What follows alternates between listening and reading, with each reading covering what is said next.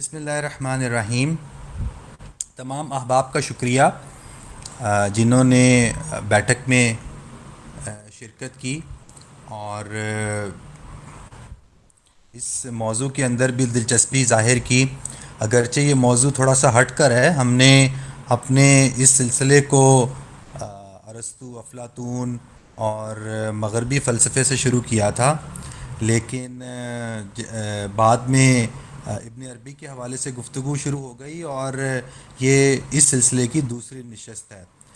تو سب احباب کا شکریہ جنہوں نے پچھلی گفتگو میں بھی شرکت کی اور اس کے بعد اس بیٹھک کے بعد بھی سوال و جواب ہوئے، اور کچھ احباب نے مجھے 1-to-1 میسیجز بھی بھیجے جس میں انہوں نے اس بات کو بھی، یعنی اس جو موضوع تھا اس حوالے سے بھی انہوں نے کچھ سوالات اٹھائے، اور ان کی بات میں ایک طرح کی نقد بھی تھی۔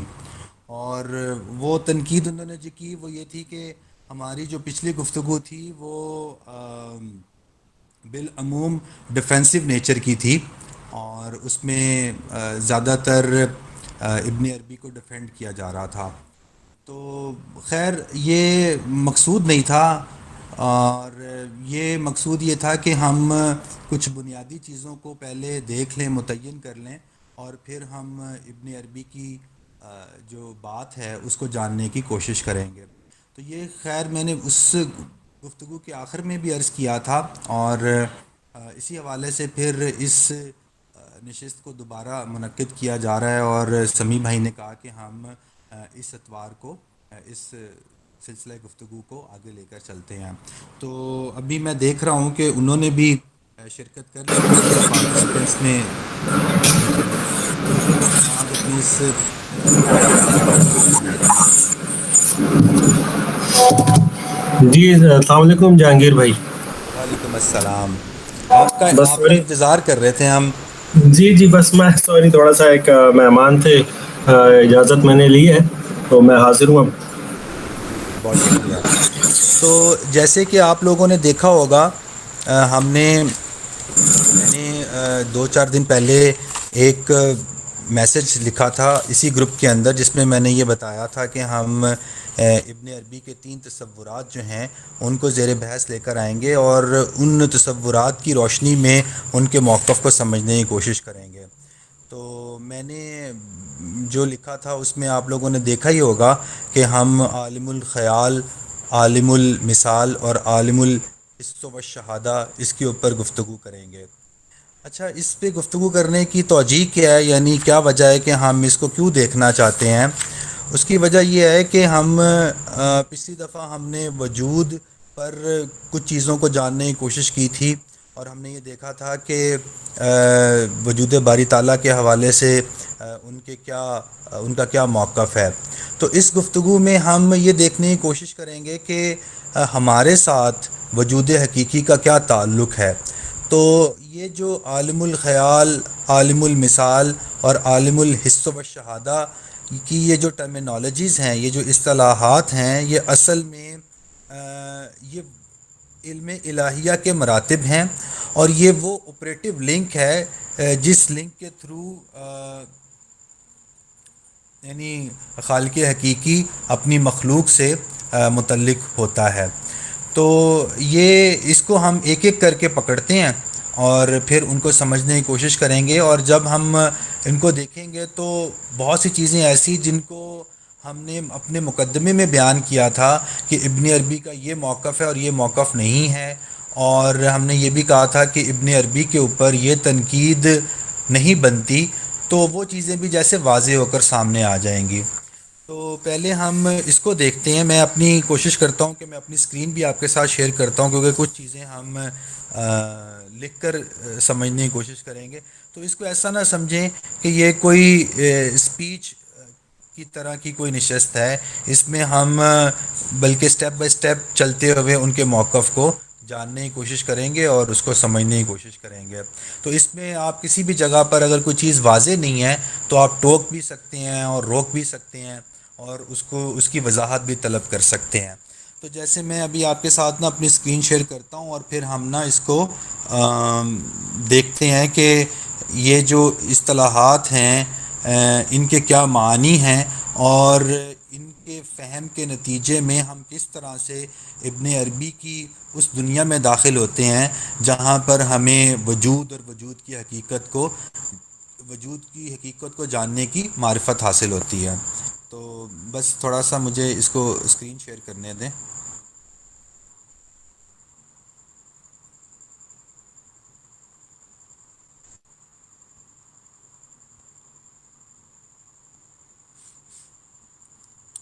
امید ہے کہ آپ کو اسکرین دکھائی دے رہی ہوگی۔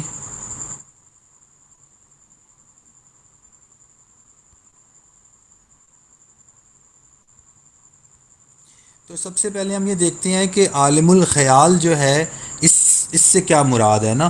تو جیسے علم کو جاننے کا یہ بہت ہی اسٹینڈرڈ طریقہ ہے کہ آپ یہ دیکھنے کی کوشش کرتے ہیں کہ اس کی تعریف کیا ہے، یعنی کسی بھی اصطلاح کو جب آپ دیکھتے ہیں تو آپ یہ سمجھنے کی کوشش کرتے ہیں کہ اس کے معنی کیا ہیں، یعنی اس کو کیسے معرف کیا جاتا ہے۔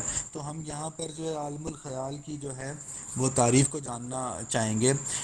اس سے پہلے کہ ہم عالم الخیال کو دیکھیں تو آپ میں سے اگر کوئی دوست یہ بتائے کہ یہ جو خیال کا لفظ ہے، خیال کا جو لفظ ہے، یہ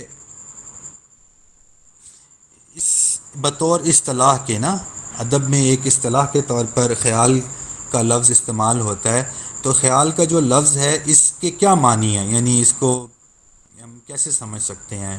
اگر آپ میں سے کوئی دوست یہ بتانا چاہیں، کیونکہ دیکھیں یہ جو خیال کی ایک سٹینڈرڈ ڈیفینیشن ہے نا، تو اس ڈیفینیشن سے ہمیں مدد حاصل ہوگی عالم الخیال کو سمجھنے میں۔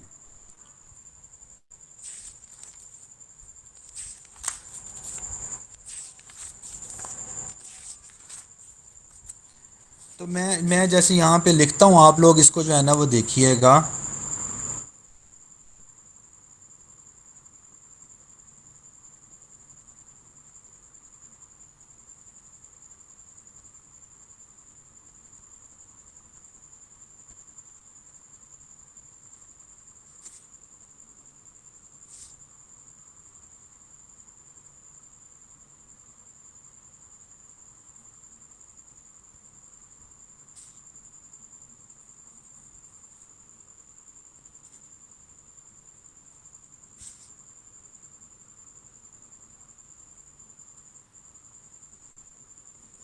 یہ ایک اسٹینڈرڈ ڈیفینیشن ہے جس کو مطلب سب لوگ جو ادب سے لگاؤ رکھتے ہیں، شغف رکھتے ہیں، تو وہ اس بات کو واؤٹ سیف کریں گے کہ خیال کو اس طرح سے بیان کیا جاتا ہے، یعنی کسی بھی شے کا ذہن میں متصرفانہ انعکاس، یعنی جب کسی چیز کا عکس ذہن میں پڑتا ہے اور ذہن اس پر تصرف کرتا ہے تو اس کو ہم خیال سے ڈینوٹ کرتے ہیں۔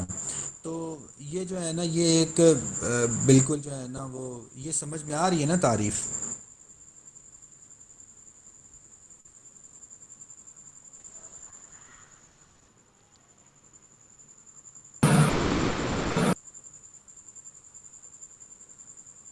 یہ تعریف آپ کو سمجھ میں آ رہی ہے نا، اس میں کوئی سوال تو نہیں ہے؟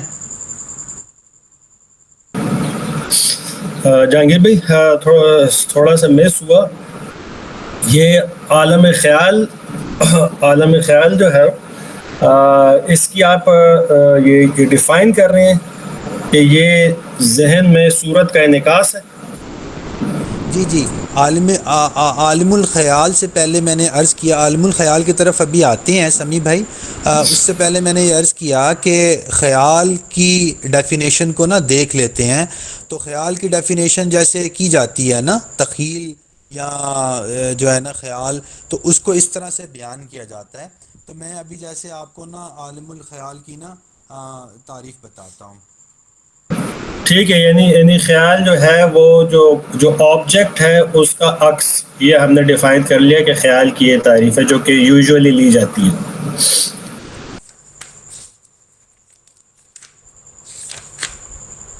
جی بالکل۔ تو یہ جو ہے نا یہ بالکل اس طرح سے ہے۔ اب اصل میں نا عالم الخیال جو ہے یہ جب ہم یہ اس کو جو ہے نا، یعنی جب ہم عالم الخیال کہتے ہیں اور عالم المثال کہتے ہیں اور عالم الحس و شہادہ کہتے ہیں، تو یہ اصل میں علم الہیہ کے مراتب ہیں. ٹھیک ہے، ان کا ہمارے ساتھ کوئی تعلق نہیں ہے. یہ جو تعریف میں نے نیچے لکھی ہے نا خیال کی، یہ یعنی ہم سے متعلق ہے.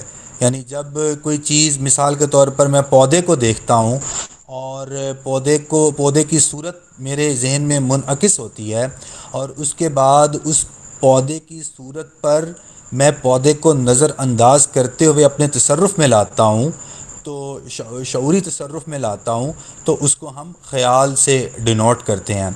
تو یہ عالم الخیال اصل میں جو ہے یہ عالم علم ہے. ٹھیک ہے، اور عالم علم سے مراد یہ ہے کہ جو یعنی جتنی بھی چیزیں دنیا میں پائی جاتی ہیں، یعنی خدا کے سوا، ما سوا اللہ، تمام موجودات عالم الخیال میں اپنی علمی حیت رکھتی ہیں. تو عالم الخیال کیا ہے؟ اصل میں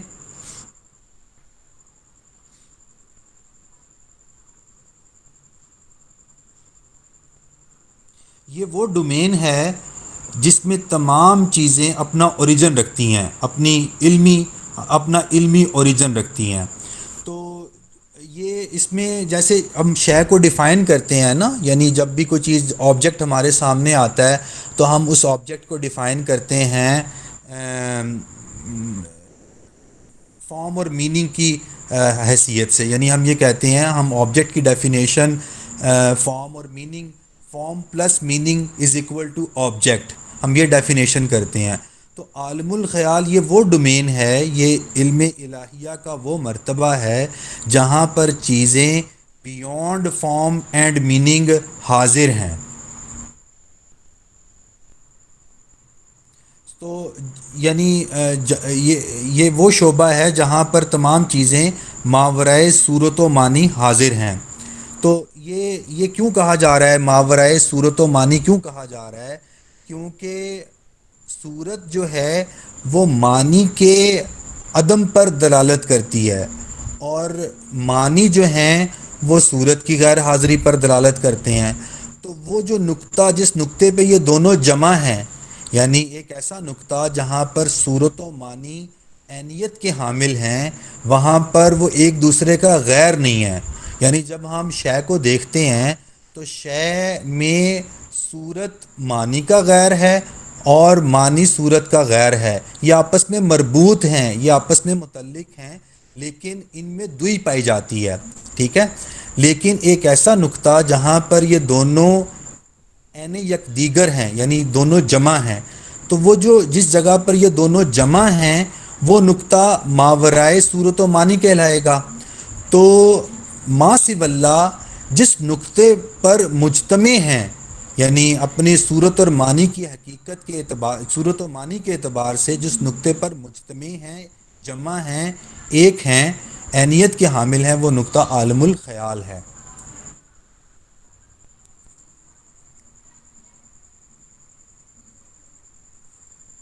ٹھیک ہے، اگر یہ بات کچھ واضح ہوئی ہوگی. جی جہانگیر بھائی، واضح ہے یہ. اچھا، عموماً عالم خیال سے متعلق، کیونکہ خیال کی آپ نے تعریف بھی یہ کی کہ صورت کا انعکاس ہے، تو یہ مطلب عام معنی میں اس سے ماورا چیز ہے، یا پلیٹو کا جو ریلم آف فارمز ہے، اس سے بھی عموماً ذہن میں یہ آتا ہے کہ چیزوں کی جیسے فارم سے چیزوں کی صورت آتی ہے، لیکن یہ آپ نے شروع میں وضاحت کر دی کہ یہ ان سے ماورا ایک ریلم ہے. جی دیکھیں، جیسے ہم نا نیچے سے چلتے ہیں، ہم نا تھوڑا سا سمجھانے کی غرض سے نا نیچے سے چلتے ہیں. تو جیسے میرے سامنے ہم ہیں نا، تو ہم مادی وجود رکھتے ہیں. ٹھیک ہے، ہم موجودات ہیں، تو عالم حس و شہادہ میں یعنی محسوس موجود ہیں، یعنی ہمیں حسی طور پر موجود ہیں، مادی طور پر ہم موجود ہیں. تو یہ تو ہو گیا عالم حس و شہادہ. ٹھیک ہے، تو اس سے اوپر کا جو ریلم ہے، جو مرتبہ ہے اس عالم مثال، اس میں اللہ تعالیٰ نے ہمیں صورتیں عطا کی ہیں. تو تو یہ وہ مقام ہے، یہ وہ مرتبہ ہے جہاں پر فارم دی گئی ہے، ٹھیک ہے۔ تو جیسے ہی فارم دی گئی ہے تو وہ فارم دینے کے نتیجے میں جو معنی اور فارم کی جو دوئی ہے وہ پیدا ہو گئی، ٹھیک ہے۔ اب یہ اس سے اوپر والا جو مرتبہ ہے یعنی عالم الخیال جس کے بارے میں ابھی عرض کر رہا تھا، یہ وہ مرتبہ ہے جہاں پر فارم اور میننگ یہ دونوں یکجان ہیں، یکجائی رکھتے ہیں، یہ یکجان ہیں، ان میں کسی بھی طرح کی کوئی دوئی موجود نہیں ہے۔ تو عالم الخیال میں فارم اور میننگ یعنی صورت اور صورت کے معنی دونوں اکٹھے ہیں، ٹھیک ہے۔ اور جب یہ عالم المثال میں آتے ہیں تو ان دونوں میں فرق پیدا ہو جاتا ہے۔ تو ہماری یعنی جیسے میں ہوں، آپ ہیں، تو ہماری جو صورتوں کا اوریجن ہے وہ صورتوں کا اوریجن عالم مثال میں موجود ہے، اور ہماری جو معلومیت کا اوریجن ہے، ہمارا جو علمی اوریجن ہے وہ عالم الخیال ہے، اور ہمارا جو سوری اوریجن ہے وہ عالم المثال ہے۔ اور عالم حس و شہادہ تو واضح ہے، وہ آپ کے سامنے ہے۔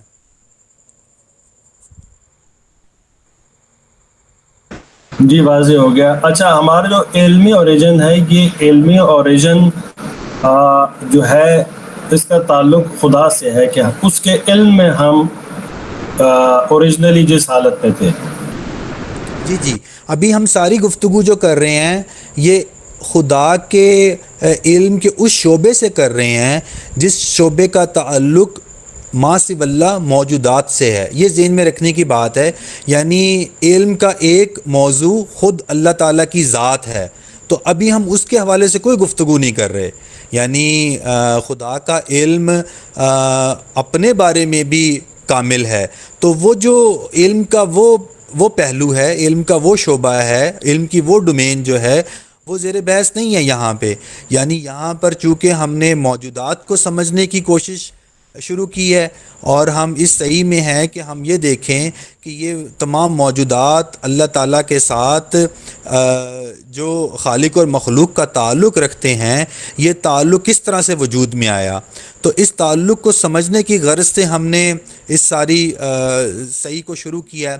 تو اس وجہ سے ہم جب عالم الخیال کی، عالم المثال کی کا ذکر کرتے ہیں تو وہ ذکر اس لیے کرتے ہیں تاکہ ہم سمجھ سکیں کہ اللہ تعالیٰ کا علم اور اللہ تعالیٰ کا عمل تخلیق ہم سے کس طرح سے متعلق ہے۔ تو اس لیے جو ہے نا، یہ غلط فہمی نہیں ہونی چاہیے کہ ہم یہاں پر خدا کے علم کو اس کی ٹوٹیلٹی میں سمجھ رہے ہیں۔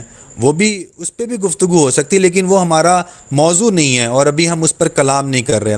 اور دوسری ایک چیز جاننے کی یہ ہے کہ ہم ذات الہ کے بارے میں گفتگو نہیں کر رہے، یعنی یہاں پر جو گفتگو ہے وہ علم الہیہ کی متعلق بخلق گفتگو ہو رہی ہے، اور جو ذات الہ ہے وہ یقیناً ان سے ماورا ہے، اور وہ بہت اچھی طرح آپ سمجھتے ہوں گے کہ ہم اس کے حوالے سے گفتگو نہیں کر رہے ابھی فی الحال۔ جی بالکل واضح۔ ٹھیک ہے، تو اس کو جو ہے نا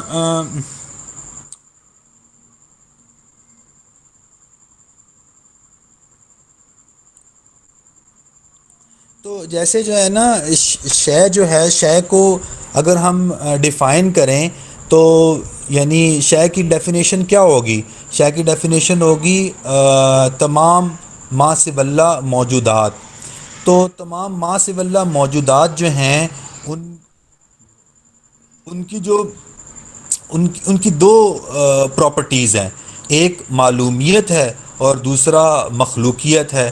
تو جب بھی ہم کسی شے کو دیکھتے ہیں تو اس کا ایک علمی پہلو ہوتا ہے اور دوسرا اس کا ایک خلقت کا پہلو ہوتا ہے۔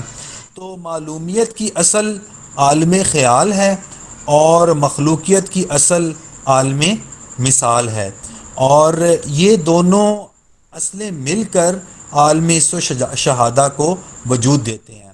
تو اگر آپ دیکھیں تو اصل میں جو ہے نا، میں یہاں پر اس کو اس طرح سے بھی ہم بیان کر سکتے ہیں کہ یہ جو عالم خیال ہے نا، یہ ایک دائرے کی صورت میں ہے۔ یعنی اگر ہم اس کو جو ہے نا ایک اور اینگل سے سمجھانے کی کوشش کریں تو عالم خیال ایک دائرے کی صورت میں ہے، ایک دائرے کو اپنے ذہن میں لے کر آئیں اور اس دائرے میں ایک ریڈیس کھینچ دیں، ٹھیک ہے، تو اس میں ایک ریڈیس کھینچ دیں تو ایک اس کا اپر پورشن ہو جائے گا، یعنی ایک کوسین اس کی اوپر کی طرف بنے گی اور ایک کوسین اس کی دو کوسین ہو جائیں گی نا، تو ایک کوس اوپر کی طرف ہوگی اور ایک کوس جو ہے اس کی نیچے کی طرف ہوگی، ٹھیک ہے نا، آپ کو سمجھ میں آ رہی نا بات؟ یعنی ایک جب ہم دائرے کو بیچ میں تقسیم کر دیں گے، دو حصوں میں تقسیم کر دیں گے تو کوسین بن جائیں گی نا، یعنی جیسے ایک وہ کمان ہوتی ہے نا، تو جیسے ایک کمان ہوتی ہے، ایک اوپر والی سائڈ پہ ہوگی، ایک نیچے والی سائڈ پہ اس کی جو ہے نا وہ کمان ہوگی، تو اوپر والی جو سائڈ ہے یہ عالم خیال کا دائرہ ہے، اس کو یوں سوچیں کہ عالم خیال ایک دائرے کی صورت میں ہے اور اس کو ہم نے بیچ میں سے تقسیم کر دیا ہے، تو جو اس کی اوپر والی قوس ہے یہ عالم مثال ہے اور اس کی جو نیچے والی قوس ہے یہ عالم حس و شہادہ ہے۔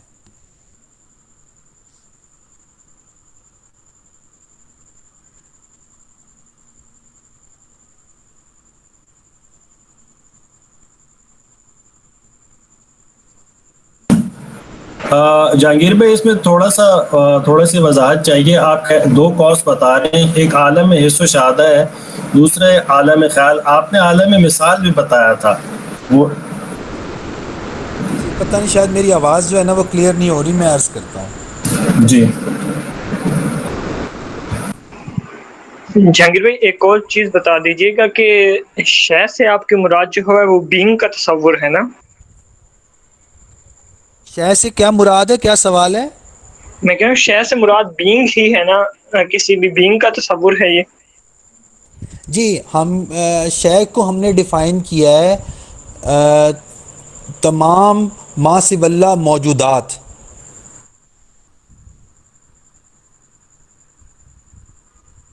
ٹھیک ٹھیک ٹھیک۔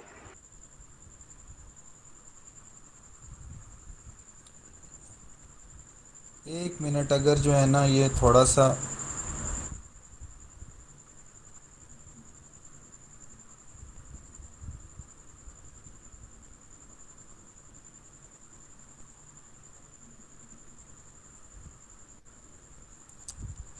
نہیں، یہ جو ہے نا تھوڑا سا وہ اس میں وہ مجھ سے جو ہے نا آپریٹ نہیں ہو رہا، میں دائرہ کھینچنا چاہ رہا تھا۔ سمیع بھائی آپ کا جو سوال ہے نا اس سوال سے مجھے یہ لگا کہ میری بات کنوے نہیں ہو سکی۔ دیکھیں میں یہ عرض کر رہا ہوں کہ عالم الخیال کو ایک دائرہ تصور کریں، ٹھیک ہے، جی عالم الخیال کو ایک دائرہ تصور کریں، اس دائرے میں بیچ میں ایک لائن کھینچ دیں، یعنی اس کو دو حصوں میں تقسیم کر دیں، ٹھیک ہے جی جی، جی ٹھیک ہو گیا۔ ٹھیک ہے۔ اب جب آپ اس کو دو حصوں میں تقسیم کر دیں گے تو آپ کو وہ دائرہ اس طرح سے دکھائی دے گا کہ ایک اوپر والی قوس بن جائے گی، ٹھیک ہے، اور ایک نیچے والی قوس بن جائے گی، جی بالکل۔ ٹھیک ہے۔ اب یہ جو اوپر والی قوس ہے یہ عالم مثال ہے اور جو نیچے والی قوس ہے یہ عالم حس و شہادہ ہے۔ جی بالکل، میں اصل میں یہی کہنا چاہ رہا تھا، اس وقت شاید غلطی سے وہ لفظ آپ نے عالم خیال کہہ دیا۔ عالم خیال کے اندر عالم مثال اور عالم شہادہ یہ دو قوسین ہیں، ٹھیک جی جی سمجھ آ گئی بالکل بات۔ بالکل۔ تو یہ جو عالم مثال ہے یہ بالکل وہ ریلم ہے جو ریلم افلاطون کا پلیٹونک فارم کا ہے، تو جو ورلڈ آف آئیڈیاز ہے، ورلڈ آف آئیڈیاز بالکل جو ہے وہ وہی ریلم ہے جو عالم مثال ہے۔ جی بالکل واضح ہو گیا، بالکل واضح ہو گیا۔ ٹھیک ہے، تو اب یہ جو ہے نا یہ اس کی جو ہے نا وہ پوری صورت ہے جو ہم جو ہے نا وہ بتانا چاہ رہے ہیں۔ اب اس پہ جو ہے نا یہ مجھے بتائیں کہ یہاں پر جو ہے نا یہ تو ہو گیا، اب یہاں پر اگر مطلب کیا یہ بات واضح نہیں ہوتی کہ یہ جو ہے یعنی وحدت الوجود، آپ یہ دیکھیں کہ ہم جب موجودات کو زیر بحث لے کے آ رہے ہیں اور ہم یہ کہہ رہے ہیں کہ اللہ تعالیٰ کا اپنی موجودات کے ساتھ خالق و مخلوق کا تعلق کس طرح سے آپریٹو ہوا، تو اس کہ آپریٹو ہونے کی جو صورت آپ کے سامنے ہم نے رکھی ہے اس صورت کے اوپر کس طرح سے یہ اعتراض کیا جا سکتا ہے کہ ابن عربی وحدت الوجود کو ان معنوں میں جن معنوں میں یہ کلمہ بولا جاتا ہے لا موجود الا اللہ، کہ کوئی یعنی جو بھی چیز وجود رکھتی ہے وہ خدا ہے، وہ کس طرح سے ٹھیک ہو سکتا ہے؟ یعنی آپ خود سمجھ سکتے ہیں کہ وہ کس طرح سے جو ہے نا وہ درست ہو سکتا ہے۔ تو یہ جو ہے نا بتانا وہاں پر مقصود تھا۔ اچھا، اب یہاں پر ہم یہ دیکھتے ہیں ابن عربی تھوڑا سا یہ جیسے ایک وضاحت ہو گئی نا، یعنی میں نے ایک توضیحی بات آپ کے سامنے رکھی ہے، لیکن ابن عربی ہی کے تصور کو تھوڑا سا مزید واضح کرنے کے لیے ہم ایک اور اینگل سے بھی اس ساری بات کو دیکھنے کی کوشش کرتے ہیں۔ تو ابن عربی یہ کہتے ہیں کہ جو مخلوقات ہیں، مخلوقات کے دو مراتب ہیں، یعنی ہم سب جو چیزیں موجود ہیں ان سب کے جو ہیں وہ دو مراتب ہیں۔ ایک کو وہ کہتے ہیں عیان ثابتہ اور دوسرے کو وہ کہتے ہیں عیان خارجی۔ اب یہ عیان ثابتہ جو ہیں یہ وہ عیان ہیں جو قبل از تخلیق ہیں، ٹھیک ہے، اور عیان خارجی وہ ہیں جو بعد از تخلیق ہیں، ٹھیک ہے۔ تو یہ ان کے درمیان یہ تعلق ہے۔ تو اگر آپ اس کو اس طرح سے دیکھیں کہ ہمارے ساتھ اللہ تعالیٰ کی تین شانیں متعلق ہوتی ہیں، یعنی ابن عربی جو اس کو بیان کرتے ہیں وہ اس طرح سے ہے کہ اللہ تعالیٰ کے ساتھ ہمارے تعلق میں اللہ تعالیٰ کی تین شانوں کا ظہور ہوتا ہے۔ تو پہلی جو ہے اللہ تعالیٰ کی شان جو ہم سے متعلق ہے وہ شان علم ہے، دوسری شان جو ہم سے متعلق ہے وہ شان امر ہے، تیسری شان جو ہم سے متعلق ہے وہ شان خلق ہے۔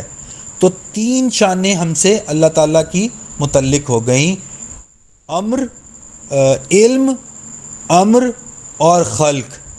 تو جو اللہ تعالیٰ کی یعنی ہمارا اللہ تعالیٰ کے علم میں قبل از تخلیق مفصلاً موجود ہونا اللہ تعالیٰ کی شان علم کا ہم سے متعلق ہونا ہے، ٹھیک ہے۔ تو ہم اللہ تعالیٰ کے علم میں اس وجود میں آنے سے پہلے موجود ہیں، مفصلاً موجود ہیں۔ تو یہ اللہ تعالیٰ کی شان علم ہم سے موجود ہوئی، اور ان تینوں عالموں میں سے ہم یعنی اس شان علم کو کس عالم سے متعلق کریں گے؟ عالم خیال کے ساتھ، ٹھیک ہے نا۔ یہ بات جیسے ہماری پچھلی بات سے نا جڑ رہی ہے، آپ سمجھ رہے ہیں نا۔ تو اللہ تعالیٰ کی جو شان علم ہے یعنی ہمارا یہاں پر موجود ہونا تین سٹیجز کا نتیجہ ہے۔ ایک سٹیج تو ہمارے سامنے ہے جس سٹیج میں ہم موجود ہیں، اس سے پہلے ایک اور سٹیج ہے جہاں پر اللہ تعالیٰ نے امر کے نتیجے میں ہمیں موجود کیا، حاضر کیا اپنے علم میں، اور ہم اس سے بھی پہلے اللہ تعالیٰ کے علم میں موجود تھے، یعنی اللہ تعالیٰ کے شان امر کے ظہور پانے سے پہلے بھی ہم اللہ تعالیٰ کے علم میں موجود ہیں، کیونکہ اللہ تعالیٰ کا علم کامل ہے، اس میں قبل اور بعد نہیں ہے، اس میں موومنٹ نہیں ہے، وہ کامل ہے، اس لیے اللہ تعالیٰ کے علم میں کوئی تغیر نہیں ہے۔ تو ایسے نہیں ہو سکتا کہ اللہ تعالیٰ کی شان امر کے ہم سے متعلق ہونے سے پہلے ہم اللہ تعالیٰ کے علم میں نہ ہوں۔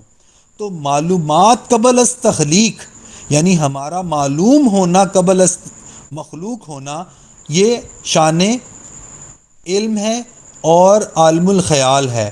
اور پھر جب ہم اللہ تعالیٰ کے امر کے نتیجے میں صورت پاتے ہیں یعنی فارم حاصل کرتے ہیں، تو یہ فارم جو ہے یہ عالم مثال کی صورت میں ظہور پذیر ہوتی ہے، اور پھر ہم باقی دنیا میں ہمارا وجود ظاہر ہوتا ہے، اور یہ عالم حس و شہادہ ہے۔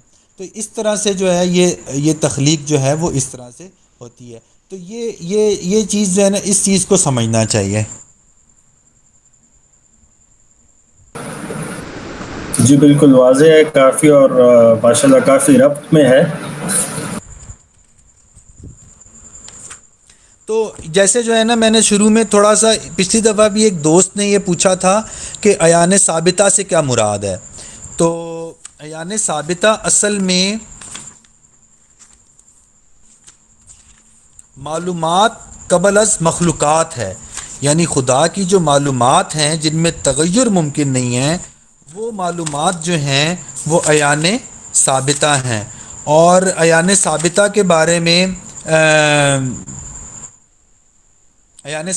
بارے میں ابن عربی یہ کہتے ہیں کہ عیان ثابتہ نے عیان خارجی کی بو تک نہیں سونگھی، یعنی ان کا کوئی ڈائریکٹ تعلق نہیں ہے، یعنی ان میں عینیت نہیں پائی جاتی. تو یہ یعنی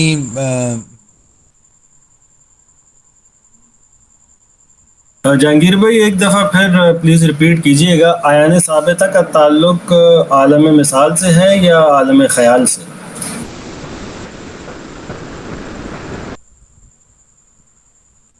دیکھیں یہ جو عیان ثابتہ ہیں، عیان ثابتہ کا تعلق عالم مثال سے ہے اور عیان خارجی کا تعلق عالم حس و شہادہ سے ہے.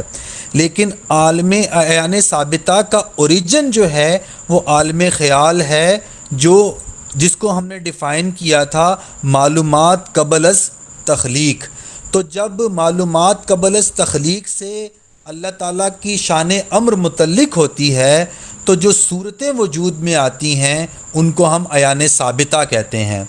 اور عیان ثابتہ کیوں کہا جاتا ہے، اس میں ایک بڑی پتے کی بات ہے، اس کو ذہن میں رکھنا چاہیے. وہ یہ ہے کہ عیان ثابتہ کو عدم لاحق نہیں ہے، یعنی عیان ثابتہ کبھی معدوم نہیں ہوں گی، جبکہ عیان خارجی معدوم ہو جائیں گے. تو یہ دونوں میں بہت واضح فرق ہے اور یہ ذہن میں رہنا چاہیے. تو جیسے ثابتہ کے لفظ ہی سے واضح ہے نا، تو اسی لیے ابن عربی یہ کہتے ہیں کہ عیان ثابتہ نے عیان خارجی کی بو تک نہیں سونگھی، کیونکہ ایسا نہیں ہوگا کہ عیان خارجی معدوم ہو جائیں تو عیان ثابتہ بھی عدم کو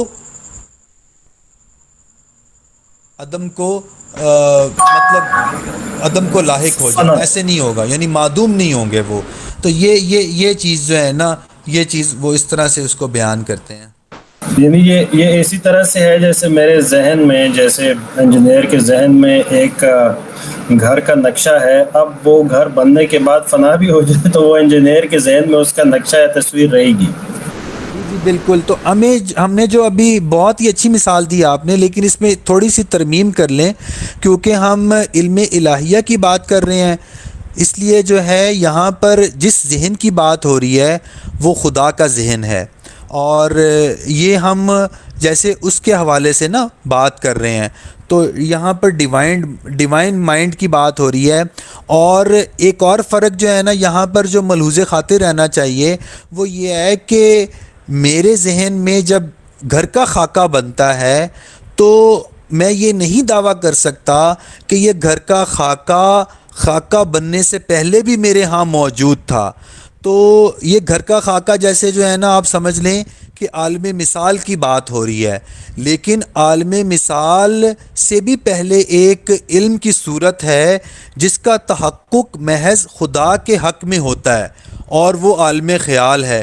یعنی گھر کا خاکے کی صورت میں آنے سے پہلے بھی اپنا تفصیلی اوریجن عالم خیال میں رکھتا ہے. تو یہ ہمارے بارے میں جیسے یہ بات نہیں کہی جا سکتی، لیکن خدا کے بارے میں ہم اس کو بڑے وثوق سے کہہ سکتے ہیں.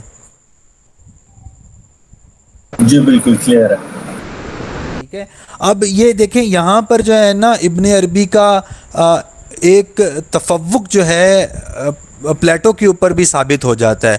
یعنی ابن عربی زیادہ سے زیادہ عالم مثال تک جاتے ہیں، اور افلاطون جو ہے وہ زیادہ سے زیادہ عالم مثال تک جاتے ہیں جو ورلڈ آف فارمز ہے، جبکہ ابن عربی اس کو عالم خیال سے متعلق کرتے ہیں.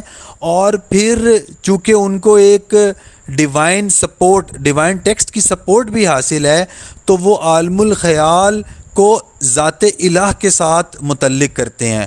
تو وہاں پر افلاطون کے ہاں پر ذات کا کوئی تصور نہیں پایا جاتا.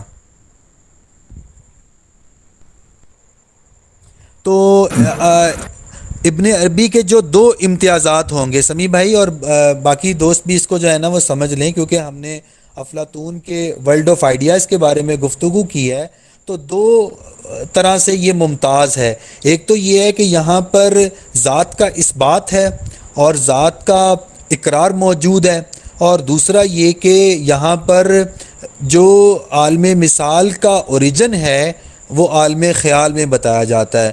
تو یہ بالکل اس طرح سے جو ہے نا وہ ہم اس کو سمجھ سکتے ہیں.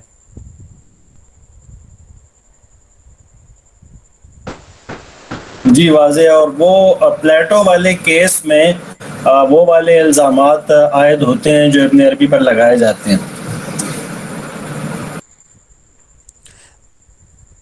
دیکھیں جیسے جو ہے نا اب یہ جو وحدت کا تصور ہے یہ کیا ہے؟ تو یہ جو وحدت کا تصور ہے نا یہ اصل میں مخلوق اور مخلوق کی حقیقت کی عینیت ہے. یعنی اصل میں نا یہ ابن عربی کی بات کو سمجھا نہیں گیا. ابن عربی ذات کو ماورا رکھتے ہیں، اور جو لوگ ان پر وحدت وجود کا یعنی وحدت الوجود کا الزام لگاتے ہیں وہ یہ کہتے ہیں کہ ذات کو اصل میں کائنات میں سرایت کیا گیا ہے. ایسا نہیں ہے. یعنی دیکھیں نا جو پینتھیزم ہے یا اینتھروپومورفزم ہے یہ موقف ان سے بالکل یکسر مختلف ہے. جی بالکل. اس میں تنزیہ کا زیادہ عمل نظر آتا ہے، اور شعوری ایفرٹ نظر آتی ہے کہ خدا کو زیادہ سے زیادہ ہر چیز سے اوپر لے جایا جائے، ذات خداوندی کی. جی بالکل بالکل. تو دیکھیں جیسے جو ہے نا یہ یعنی اصل اور اصل کا ظہور یہ اس پیرائے میں گفتگو نہیں ہو رہی. یعنی دیکھیں عام طور پر جو ہے نا وہ صدور کا کانسیپٹ ہوتا ہے، مینیفیسٹیشن کا کانسیپٹ ہوتا ہے. تو مینیفیسٹیشن کا جو کانسیپٹ ہے اس میں اصل اور ظہور ایک ہی ہوتا ہے، یعنی اصل ہی کا ظہور ہوتا ہے. تو یہاں پر ایک تو یہ ہے کہ ہم اس چیز کو بھی دیکھ سکتے ہیں کہ ابن عربی ذات اور ذات کے جو تعینات ہیں ان میں بھی 4 مراتب کو بیان کرتے ہیں. اس پہ بھی ہم کبھی گفتگو کر سکتے ہیں. ایسا نہیں ہے کہ عالم خیال سے اوپر ذات ہے اور پھر ذات کا تعلق عالم خیال کے ساتھ بالکل بغیر کسی واسطے کے ہے. ایسا نہیں ہے، کیونکہ ذات ابن عربی کے نزدیک ایبسلیوٹلی ٹرانسینڈنٹ ہے. تو جو چیز ایبسلیوٹلی ٹرانسینڈنٹ ہو وہ عالم خلق کے ساتھ بلا واسطہ متعلق نہیں ہوگی. تو وہاں پر بھی وسائط موجود ہیں. تو یہ اس کو بھی ہم جو ہے نا وہ دیکھیں گے کہ وہ کس طرح سے وہ کون کون سے واسطے ہیں یا وہ تعینات ہیں جن کو یا وہ مراتب ہیں، جو بھی مناسب لفظ ہے آپ استعمال کر سکتے ہیں. تو وہ دیکھتے ہیں. جیسے وہ 4 مراتب میں ذکر کر دیتا ہوں اور پھر ان کی وضاحت بھی ہو سکتی ہے. ابن عربی ذات کو لا تعین تصور کرتے ہیں، ایبسلیوٹلی ٹرانسینڈنٹ تصور کرتے ہیں. اس کے بعد وہ مرتبہ ذاتیہ یعنی احدیت کا بیان کرتے ہیں، اور اس کے بعد وہ مرتبہ وحدت کو بیان کرتے ہیں، اور مرتبہ وحدت کے بعد وحدیت کو ذکر کرتے ہیں. تو یہ وہ 4 مراتب ہیں. اور وحدیت وہ ہے جہاں پر مرتبہ عینیت ہے. یعنی مرتبہ عینیت جو ہے وہ وحدت میں نہیں ہے، احدیت میں نہیں ہے، ذات میں نہیں ہے. تو ذات سے نیچے احدیت ہے، احدیت سے نیچے وحدت ہے، اور وحدت سے نیچے واحدیت ہے. تو واحدیت جو ہے یہ مخلوق اور مخلوق کی حقیقت کی عینیت کا مرتبہ ہے. تو پہلے ہم تھوڑا سا نا ذات کو بھی سمجھ لیتے ہیں. امید ہے کہ اس سے بھی کچھ چیزیں واضح ہوں گی، اور پھر ذات کو سمجھنے کے بعد ہم دوسری چیزوں کو سمجھ سکتے ہیں. تو ذات کے حوالے سے جیسے میں نے عرض کیا کہ ابن عربی کے نزدیک ذات جو ہے ایبسلیوٹلی ٹرانسینڈنٹ ہے. وہ اس کی طرف اشارہ بھی ممکن نہیں ہے. وہ منقطع عن الاشارات اس کو قرار دیتے ہیں. تو ذات کے نا دو حالتیں ہیں ذات کی. ایک ذات ما صفات ہے اور دوسری حالت ذات ماورائے صفات ہے. تو ذات ما صفات تشبیہ کے اسلوب میں اپنا ظہور کرتی ہے، اپنے علم کو ممکن بناتی ہے، اور ذات ماورائے صفات تنزیہ کی شان کے ساتھ موجود ہے اور وہ ایبسلیوٹلی ٹرانسینڈنٹ ہے. تو جیسے آپ نے دیکھا ہوگا کہ جو صفات الہی ہیں، یعنی جو اللہ تعالیٰ کے اسماء ہیں، اسماء مبارکہ جو ہیں، وہ اللہ تعالیٰ کی ذات کے اظہارات ہیں، اور ان میں سے کوئی ایک اظہار بھی خدا کی ذات کا کنٹینر نہیں ہے. یعنی خدا کی ذات کا اس کی ذات میں متبادل نہیں بنتا. اس کی ذات کا کوئی پہلو ہے، اس کی ذات کو کے کسی پہلو کو ظاہر کرتا ہے، لیکن اس کی ذات میں متبادل نہیں بنتا، جبکہ اس کی ذات جو ہے وہ اس سے ماورا رہتی ہے. تو جیسے خدا کا رحیم ہونا اس کی ذات کا ایک اعتبار ہے، اس کی ذات کا ایک اظہار ہے، لیکن کیا رحیم ہونا کل ذات ہے؟ ایسا نہیں ہے. اسی طرح سے تمام صفات کا معاملہ ہے. یہ تو مطلب ہمارا جو مذہبی علم ہے چونکہ وہ بہت مضبوط ہے، اس لیے جو ہے نا ہم اس بات کو فوری سمجھ سکتے ہیں کہ خدا کی صفات خدا کی ذات کو ایگزاسٹ نہیں کرتی، اس کی ذات اس سے ماورا رہتی ہے. تو خدا کی ذات جو ہے وہ علم اور وجود کے تصورات کو تشبیہ کے آرڈر میں ہمارے لیے اپنے علم کا ذریعہ بناتی ہے، اور خدا کی ذات علم اور وجود کے تمام تصورات سے بیونڈ رہنا تنزیہ کی شان سے ممکن بناتی ہے. تو ایک خدا کی ذات میں بیونڈنس ہے، اور ایک خدا کی ذات میں یعنی اس کی کچھ جہتیں ایسی ہیں جن کو ہم جان سکتے ہیں، جن کو ہم اپنے علم کا موضوع بنا سکتے ہیں، ان کا علم ہم حاصل کر سکتے ہیں. تو وہ صرف اور صرف اس کی صفات کی صورت میں ممکن ہے.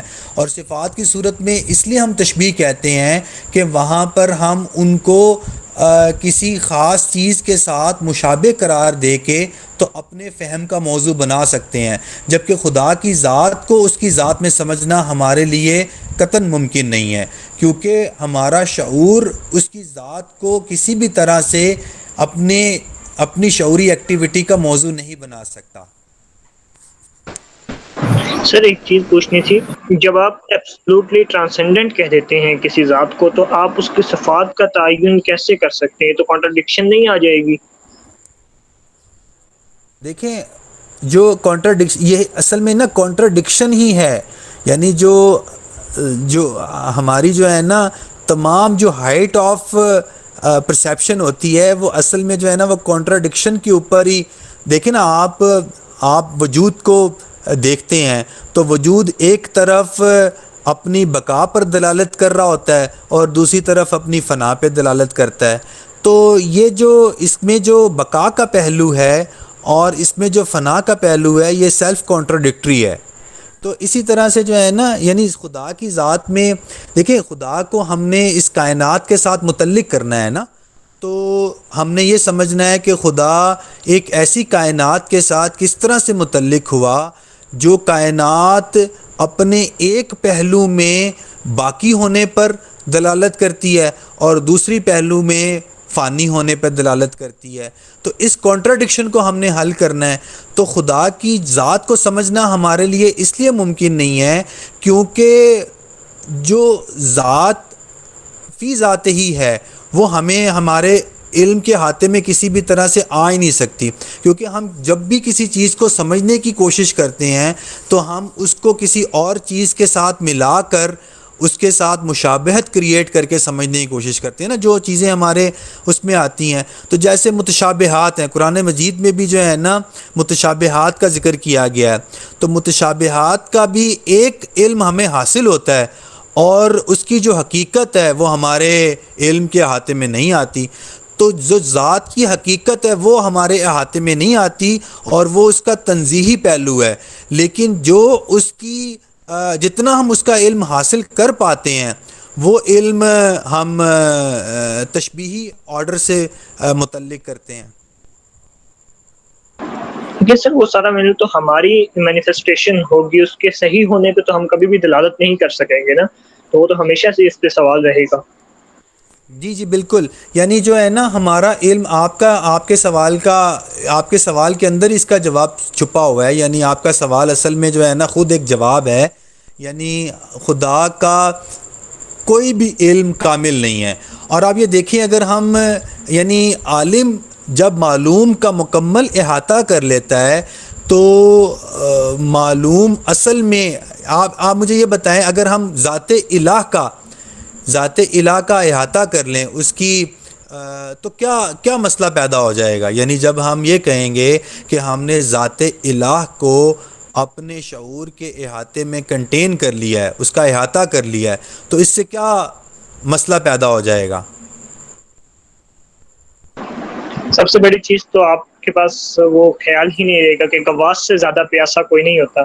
تو جب گواسی ہی نہیں رہے گی تو ساری ڈاکٹرن آف آئیڈیاز ختم ہو یہ جائے گی دیکھیں شاید. اصل میں مخلوق کا علم خالق ہی کے پاس مکمل ہو سکتا ہے.